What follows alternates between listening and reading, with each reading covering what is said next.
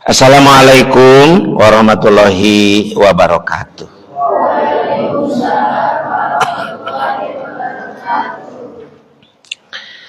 Alhamdulillahirabbil alamin wa bihi nasta'inu ala umuri dunya waddin.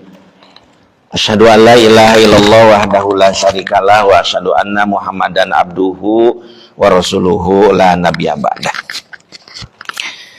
Wassalatu wassalamu ala asyrafil anbiya'i wal mursalin Muhammadi wa ala alihi wa ashabihi ajmain. Sadayana sakedap ya Pertama-tama marilah kita sama-sama memanjatkan puji dan syukur kehadirat Allah Subhanahu wa taala. Alhamdulillah pada hari Ahad ya, tanggal 6 ya. Tanggal 6 bulan Jumadil Akhir 1446 Hijriah bertepatan dengan tanggal 8 bulan Desember tahun 2024. Kita bisa berkumpul di Pondok Pesantren Panti Asuhan Ulul Albab Pusat 1 yang berlokasi di Jalan apa? Wiradi Sastra nomor 8 dan 10 Kota Bandung ya. Bersyukur kita kepada Allah pada pagi hari ini kita semuanya bisa beribadah, yaitu dengan pelaksanaan taklim di mana Buya menjawab pertanyaan-pertanyaan dari kalian. Nah, gini aja di sinilah. Shalawat serta salam semoga Allah Subhanahu wa taala selalu melimpahkannya kepada junjungan kita Nabi besar Muhammad Sallallahu alaihi wasallam, untuk keluarganya, para sahabatnya, para ulama amilin. Mudah-mudahan termasuk kita sekalian. Amin amin ya Allah ya Rabbal alamin. Baik, kita akan mulai ya menjawab pertanyaan-pertanyaan. Tadi malam Ananda semua sudah menulis pertanyaan-pertanyaan itu. Biasa kita mulai dari Ikhwan ya. Kenapa Ikhwan dulu? Kan Nabi Adam dulu, terus Siti Hawa diciptakannya juga oleh Allah, betul nggak? Nah, jadi bukan Buya diskriminatif, bukan, sama. Yang beribadah kepada Allah Iwan Ahwat akan mendapatkan surganya. Ya kebetulan saja Buya memulainya dari Ikhwan.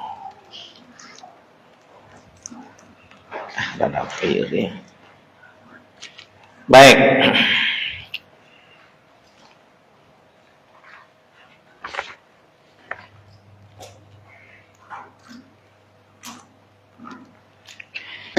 Nomor 1, ini tidak assalamualaikum dulu. Ini saking ingin cepatnya bertanya ke Buya, jadi lupa assalamualaikum. Nomor 1, Buya apa ancaman terhadap orang yang curang dalam menakar timbangan? A'udzubillahi minasyaitonirrajim. Bismillahirrahmanirrahim. Wailul lil mutaffifin. Itu ayatnya. Wailul lil mutaffifin. Celaka bagi orang yang mutaffif. Apa Bu yang mutaffif itu? Yang mengurangi timbangan dan ukuran.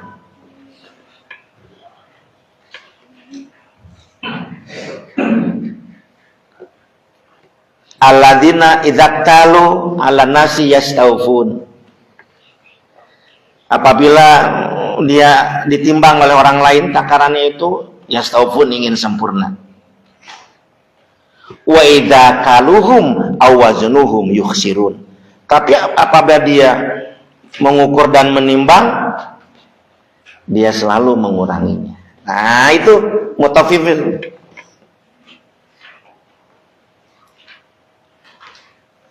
Alladzina idza kalu 'alan nasi yastawfun, apabila dia dengan orang lain jual beli.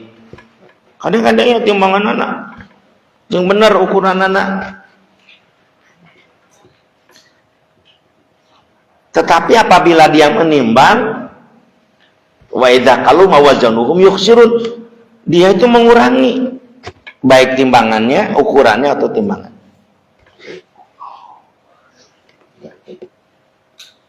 Jadi mutaffif itu mengurangi ukuran dan timbangan. Apa maksudnya ukuran? Ngukur kain ya, kalau dipotong harusnya 3 meter dikurangi 1 senti gitu. Itu. Menimbang, mengurangi takaran, jualan beras, dicepetkan. Kita beli misalkan 10 kilo. Pas di rumah 10 kilo kurang 1/4. Hati-hati ya. Jika ada keluarga kalian yang berjualan, kasih tahu. Wahil, ibu, bapak, mang, paman, wa. Apa? Wahil itu celaka. Kalau Allah sudah menyatakan celaka, kata Allah, wah celakanya itu mutlak. Bukan kata manusia celakanya. Apa Buya bentuk celakanya? Dia akan bangkrut jualannya suatu saat. Pasti bangkrut. Kenapa? Orang-orang sudah pada tahu jangan beli di sana. Saya juga sudah nyoba. Ternyata ukurannya dan timbangannya, meteran dan timbangannya ternyata kurang tepat. Ditinggalkan banyak orang. Bangkrut, celaka. Celaka bangkrut, jualannya nggak laku. Celaka yang kedua, di akhirat ditagih oleh Allah. Dia sudah gasab kepada harta orang lain. Misalkan kita langganan ke warung itu ya, ke toko itu. Misalkan dalam setahun, gini aja, dalam sebulan tuh seminggu sekali, berarti sebulan 4 kali kita beli ke sana. 10 kilo, ternyata selalu kurang 1/4 kilo gitu ya. Itu sebulan, kalau 1/4 kali 4, ya 1 kilo kan. Kalau setahun kita berlangganan, jadi 12 kilo. Ya, kita beli beras ke toko itu, selama setahun ternyata dia sudah mengambil 12 kilo yang harusnya kita beli, dikurangi. Nah itu nanti di akhirat akan ditagih oleh yang ditipunya, gitu. Hati-hati. Tapi Buya gini Buya, ada Buya tetangga saya misalkan, dia itu jualannya begitu orang sudah pada tahu Buya, mengurangi timbangan dan takaran. Tetapi untung Buya, untung dia bisa bikin rumah, rukonya nama lagi. Itu namanya istidraj, sungkunan dari Allah. Dibiarkan saja. Karena memang dia sudah tidak bisa dikasih tahu, didakwahi oleh siapapun. Tapi neraka sudah nunggu, neraka jahanam. Wailul lil mutaffifin. Gitu, ya. Hati-hati itu. Itu yang pertama, ya. Kalau nanti kalian berjualan, jangan sekali-kali, jangan pernah mengurangi timbangan. Yang pas-pas saja. Yang pas-pas saja. Buya boleh nggak ditambahi? Jangan juga, masa jualan ditambahi jadi rugi atau kitanya. Takut Buya, daripada kurang tambahi. Nah itu keraguan-raguan. Buang keraguan itu. Islam mengajarkan ini bukan mengajarkan keraguan-raguan. Kan ada yang begini, yang jualan ceritanya ahli masjid, jualan beras, sudah tahu ayat ini, dia jualan jadi ragu-ragu, sudah benar timangnya. Tambah lagi ya takut kurang, jangan jadi rugi atuh. Paham maksudnya? Udah saja. Jangan mengikuti perasaan, jangan-jangan itu godaan setan. Supaya apa? Supaya si ahli masjid itu jualannya bangkrut. Terus kata orang-orang yang tidak pernah datang ke masjid, tuh lihat orang yang ahli masjid mah gak bisa jualannya, rugi terus. Nah kita harus membuktikan. Siapa kita? Kita adalah umat Rasulullah Sallallahu Alaihi Wasallam. Siapa kita? Kita yang berusaha mengikuti perilaku Rasulullah. Ya. Siapa Rasulullah? Saudagar besar. Sampai Siti Khadijah tertarik oleh baginda Rasul. Karyawannya, Siti Khadijah, majikannya, konglomerat. Kenapa Khadijah tertarik? Karena pemuda Muhammad yang masih pemuda saat itu, pinter jualannya, dan jujur. Jangan ragu-ragu, tamat-tamat jangan, udah. Nah, cuma kalau kita berjualan, nanti jangan sampai punya niat mengurangi ukuran dan timbangan, ya. Baik. Nomor 2. Buya, hal apa yang akan menimpa pada orang yang bersumpah dan rela menduduki Al-Quran padahal ia berbohong? Ya Allah, astagfirullahaladzim, innalillahi wa inna ilaihi raji'un, nauzubillah summa nauzubillah. Masa iya sih sampai menduduki Al-Quran, ikhwan? Astagfirullahaladzim, durhaka amat orang itu. Quran yang suci ini harusnya nih di kapung, pegangnya juga gini. Ya, kita jangan kalah oleh non muslim. Mereka kan sudah palsu Injil dan Tauratnya, tapi mereka bangga di mobil gini. Kalau naik angkot bangga sudah dari gereja Alkitabnya. Kita kadang-kadang bawa Al-Quran, malu oleh sama-sama penumpang angkot di ke belakang kok masukkan. Jarang punya lihat pemuda ataupun ahwat bawa Quran gini. Lihat orang-orang gereja ini bawa Alkitab, padahal mereka salah. Kita harus bangga gini. Ini nanti kalian kalau ada undangan, ya, ada undangan bawa Quran, nah ini bebas kieukeun lah. Nih aku muslimnya, nih Quran. Ini kitab yang benar ini. Musaddiqul lima baina. Ini yang ya. Nah, tapi intinya bukan ke sana nih pertanyaan kelihatannya. Tapi kelihatannya tentang sumpahnya itu. Santri, hati-hati ya kalau kalian bersumpah. Buya, sumpah yang sah itu yang bagaimana? Yang ada nama Allah dan ada kalimat demi Allah. Nah, kalau sudah demi Allah, kalau kalian bohong itu ada kifaratnya, sanksinya. Makanya kalau kita bersumpah dengan teman main-main gitu, jangan menyebut nama Allah. Dan teman kita paham bahwa sumpah itu sumpah bohong. Cuma dosanya dosa bohong, tidak ada kifarat. Contoh, saya tadi tahajud, tahu nggak kamu? Kata temannya itu. Gimana sih? Buya mah, saya mah sebelum maholil ke masjid juga dan awal 2:30 sudah di masjid, kata santri itu. Loh, yang benar aja lah. Betul saya mah. Sumpah saya mah. Padahal tidak benar. Itu bohong biasa, tapi tetap dosa. Cepat istighfar. Dan terus tabayun ke temannya, aku bohong sih sebetulnya tadi. Nah, gitu. Kalau tidak tabayun, orang yang dibohongi itu nanti bisa nagih pahala. Ya Allah, dia pernah berbohong kepada aku, pahala sholatnya aku mau. Aku juga, saya kurang ya Allah, pahala-pahala yang lain aku perlu orang ini sholat.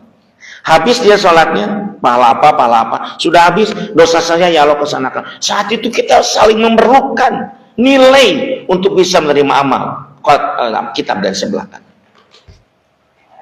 Nah, padahal bohong itu tidak ada kifarat. Tapi kalau gini, saya tadi 2:30 sebelum awalil adzan awal saya sudah ke masjid. Demi Allah saya mah. Demi Allah saya. Padahal bohong. Harus ada kifarat, di samping dosa bohong juga kifarat. Tetapi dosanya yang betul-betul sumpahnya itu yang betul-betul disadari gitu, bukan main-main. Demi Allah lah, nah kan senyu-senyu gitu nggak jadi. Demi Allah saya, demi Allah. Apalagi bawa Quran. Nah itu ada kifaratnya, jatuh hati. Ya. Nah Buya, hal apa yang akan menimpa pada orang yang bersumpah dan rela menduduki Quran? Padahal yang jelas dia itu sudah berdosa. Adapun kifaratnya, ya, berbicara tentang ini, ya. Fakafaratuhu, maka kifarat bagi orang yang bersumpah memakai nama demi Allah. Kalau bahasa Indonesia, kalau bahasa Arabnya wallah, billah atau tallah. Wallah atau billah atau tallah, dengan 3 kalimat itu. Yang pertama adalah it'amu asyarati masakin. It'amu asyarati masakin. Memberi makan fakir miskin sebanyak 10 orang. Kifaratnya itu. Cari tetangga kita yang miskin, kasih makan. It'amu asyarati masakin. Mengasihi fakir miskin sebanyak 10 orang, kasih makan. Ya tentu saja makanannya yang biasa kita makan. Jangan sampai kita kalau makan biasanya beras Cianjur, yang pulen, yang putih. Pas kifarat ngasihnya beras perelek. Beras yang banyak kutunya. Tekaci atau enggak jadi itu kifaratnya enggak diterima. Jadi kifaratnya yang pertama adalah it'amu asyarati masakin. Ngasih 10. Dan kita ini saya kifarat ya, Ibu, Bapak, kifarat sumpah saya tadi sudah berbohong.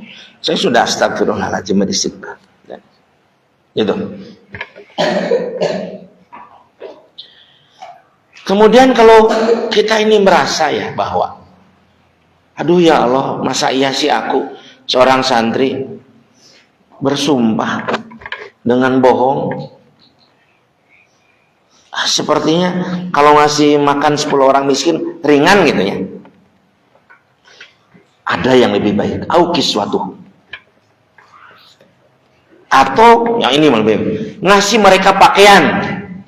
Bukan makanan, tapi pakaian. Kan Pak, kalau pakaian kan tentu lebih baik ya, dan lebih besar kan.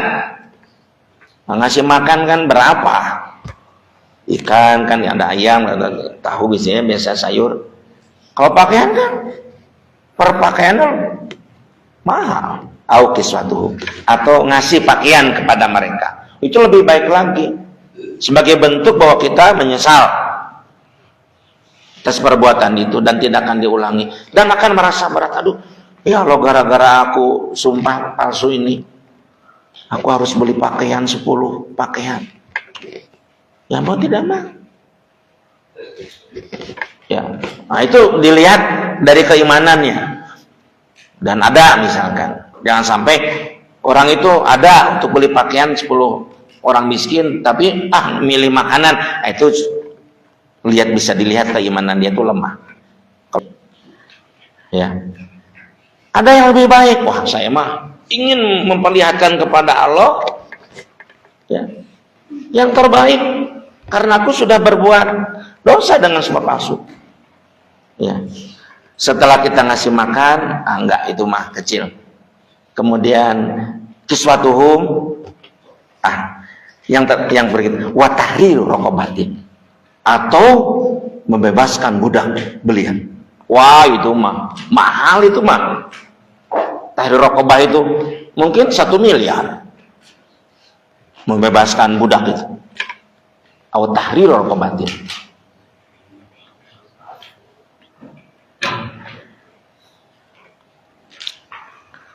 Kalau sekarang kan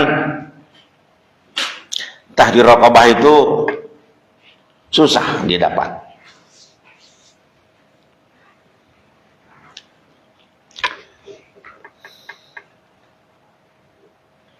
Karena peperangan yang selama ini berlangsung, termasuk Israel dan Palestina, itu bukan masalah agama sebetulnya, tapi masalah perebutan lahan. Gitu. Orang-orang Palestina kan oleh Israel tidak dilarang sholat, tidak dilarang berangkat umroh ataupun haji, orang Israel tidak. Tapi orang Israel merebut tanah Palestina Dan berbicara tentang merebut ini juga kita harus berbicara tentang sejarah. Ya. Maka one solution itu yang paling baik untuk Palestina. Artinya tidak bisa orang Israel diusir 100% dari Palestina, dan juga sekaligus tidak mungkin orang Palestina istilahnya itu meninggalkan Palestina. Itu bukan solusi. Tapi yang dimaksud dengan tahrir raqabah ini, budak beliannya lahir itu.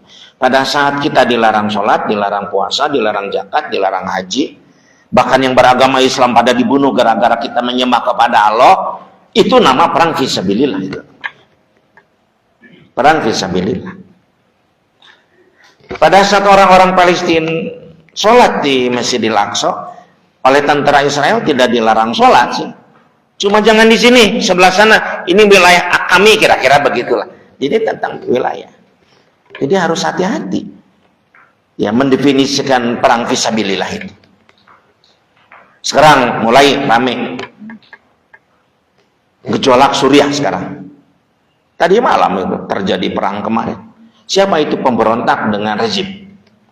Masa mungkin sih itu disebut fisabilillah? Itu karena perebutan kekuasaan. Perang fisabilillah itu perang di zaman baginda Rasul, perang Badar, perang Uhud. Baginda Rasul tidak boleh beragama Islam, yang beragama Islam pada dibunuh. Nah, Rasul melawan, maka syahid atau syuhada. Nah, wa tahrir raqabah. Namun kalau kita mau mengambil definisi dalam pengertian secara umum tidak detail yang dikatakan tawanan perang fisabilillah di zaman sekarang juga, menurut pandangan Buya ya, masih banyak budak-budak yang harus dibebaskan oleh kita, meskipun tidak sama persis raqabah yang dimaksud perang agama. Siapa itu Buya? Buya pernah ditanya oleh seseorang pada saat dulu Buya aktif ya di radio. Buya sama seperti begini menjawab pertanyaan-pertanyaan.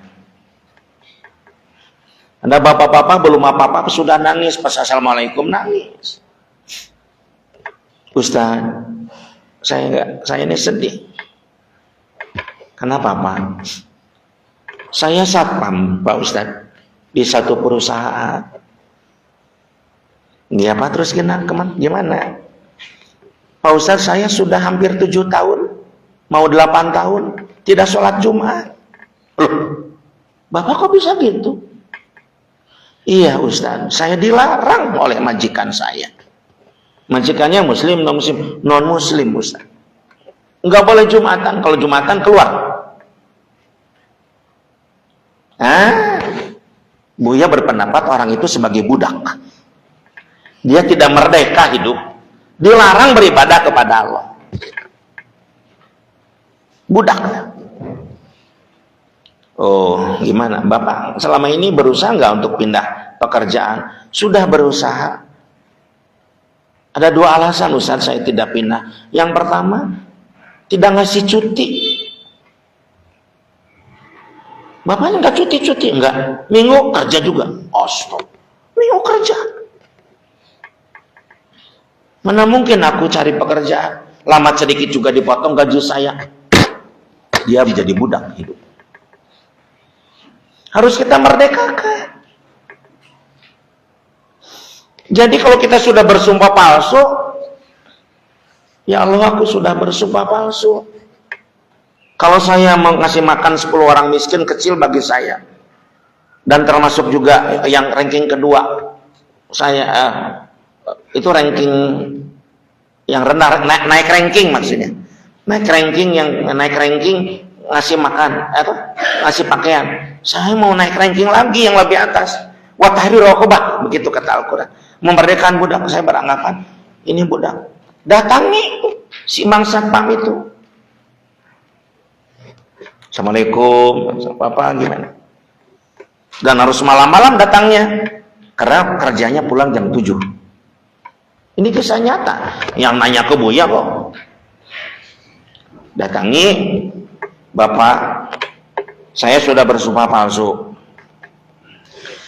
Kan kiparatnya itu ngasih makan 10 orang miskin, atau ngasih pakaian 10 orang miskin, atau membiarkan budak. Maaf ya Pak kalau salah. Bapak kan orang gak merdeka. Iya Cep, iya Den misal. Udah saya merdekakan. Saya kasih modal Bapak 10 juta. Ini kiparat sumpah saya. Sudah Bapak berhenti jadi satpam. Sok jualan di rumah dengan istri. Mantep tuh. Orang Islam ini sekarang ini biasanya kalau mencari sedekah, infak, perjuangan selalu milih yang paling rendah. Ada cancel yang lewat Jumatan. Waduh. Wah, tapi ada artos. Di pilarian 2.000 atau 1.000. Gambar Soekarno serang Hatta namanya diliwat ya.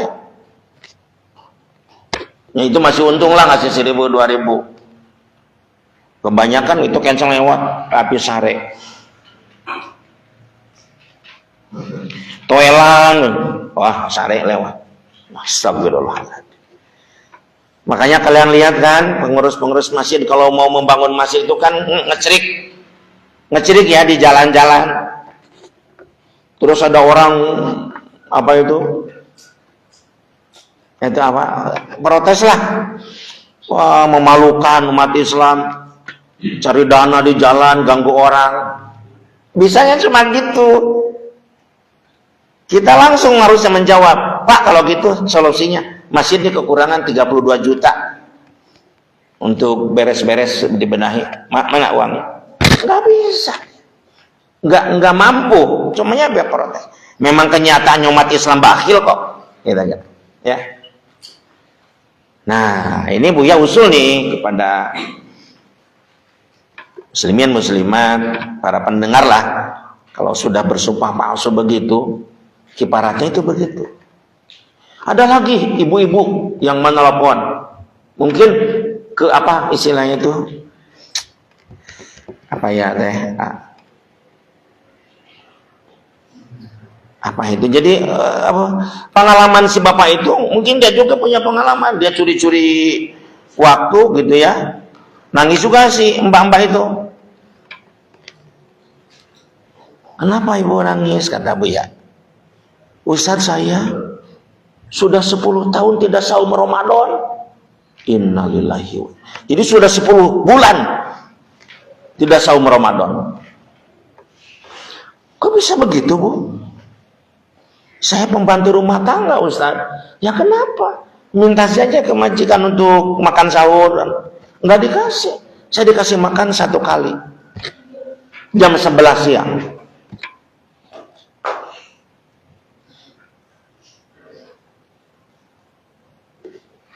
Kalau dipakai untuk sahur, basi. Masa saya tidak makan sore harinya? Ya, saya enggak. Apalagi pekerjaan saya berat. Ya sudah ngurus anaknya, harus suci. Dia harus dimerdekakan, Pak. Nah, gitu ya. Berkenaan dengan kifarat. Begitu yang harus saya sampaikan. Aduh Buya gimana, ternyata orang yang sumpah itu orang miskin. Jangankan untuk ngasih makan 10 fakir miskin, apalagi pakaian, apalagi memerdekakan budak, kata Buya tadi. Famalam yajid, kata Allah. Dan apabila dia tidak mampu, fasyamu salasati ayamin, puasa we 3 poe. Nah itu ngasih makan 10 orang enggak, kecil itu mah kecil. Gini, jangankan memberikan budak gitu kata Buya. Jangankan ngasih pakaian, ngasih makan juga nggak mampu. Fasyamu salasati ayyam. Udah sanyalah saum 3 hari. Jadi kiparatnya itu saum 3 hari. Hati-hati itu santri. Kalau sudah sumpah itu, akhwatnya juga sama. Jangan mudah bersumpah. Sumpah itu kalau bisa kita lakukan hanya pada saat terpepet dan menyangkut tentang kesaksian.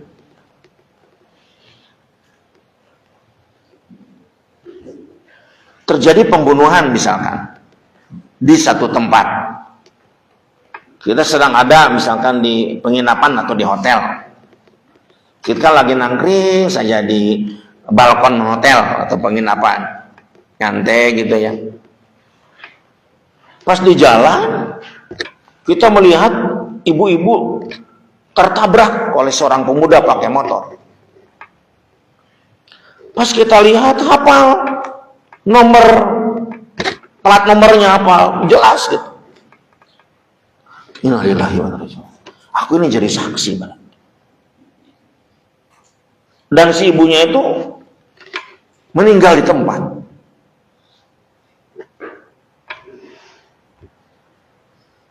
Kabur, di situ tuh kabur.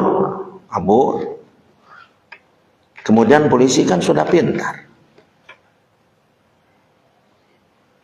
Lihat situasi lingkungan, si ibunya diamankan dulu, ya, lihat dulu alamat dan sebagainya, nama. Polisi lihat-lihat, kira-kira bisa dilihat ini tempat ini dari tempat mana, kelihatan dari beberapa tempat hotel. Nah, termasuk hotel yang kita diami, didatangi polisi. Assalamualaikum Pak, selamat malam misalkan. Ya kenapa? Kita tahu nomor plat nomornya.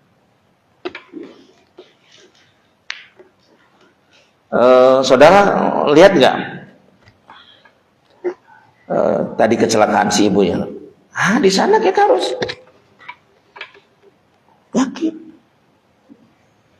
bersumpah yang benar. Aduh, saya tahu sih plat nomornya, tapi kalau saya menyebutkan ke polisi, saya ini bermasalah. Ya jelas harus ke kantor polisi, kita jadi saksi kan. Apalagi kalau saksinya kita bicaranya gak jelas, kita bisa dipenjara. Aduh, masalah. Terus kita punya niat pura-pura nggak tahu. Nah itu.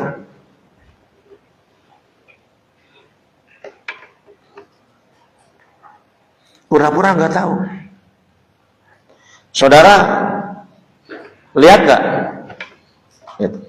Tadi ya.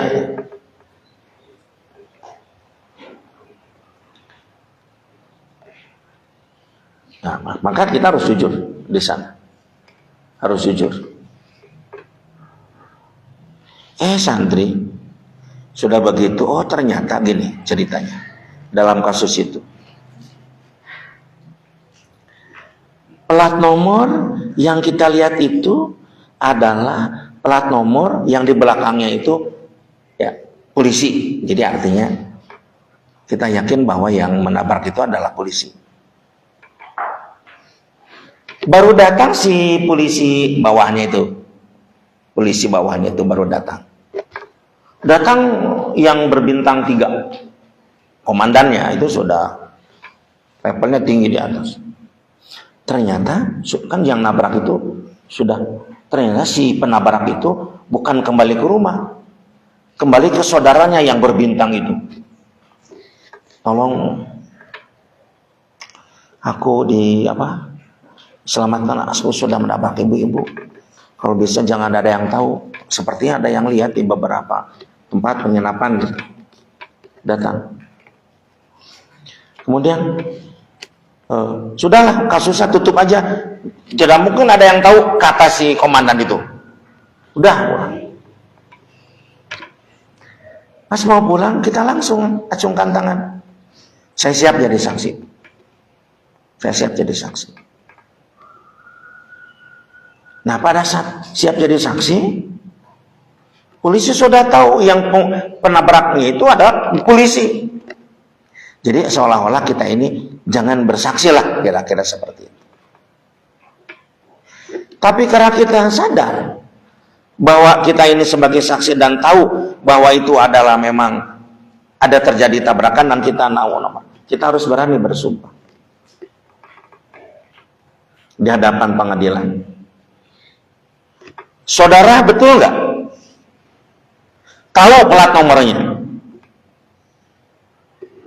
Nah, pengadilan, saksi, termasuk keluarga si ibu itu yang tertabrak, ingin mendengarkan kesaksian kita. Wallah. Nah itu kalau demi Allah. saya melihat tabrakan itu. Bahkan saya tahu plat nomornya. Ya percayalah. Kalau dalam hukum Islam, kalau sudah walo. Tapi kalau di negara sekuler, bukan lagi yang main. Yang main adalah uang. Kadang-kadang saksi palsu dibunuh atau dikasih uang dan sebagainya.